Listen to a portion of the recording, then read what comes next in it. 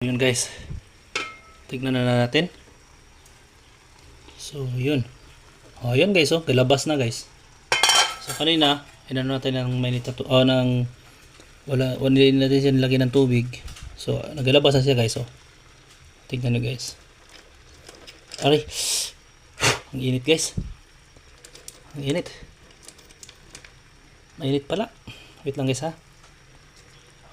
So ayan guys. Kita nyo? Yan nalabas na. So madali na lang kukunin guys.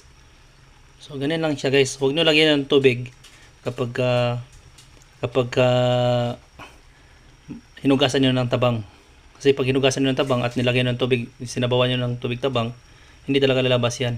So mangyayari niyan, mahirapan kayo magkuha. So yan, ganyan lang kasimple guys.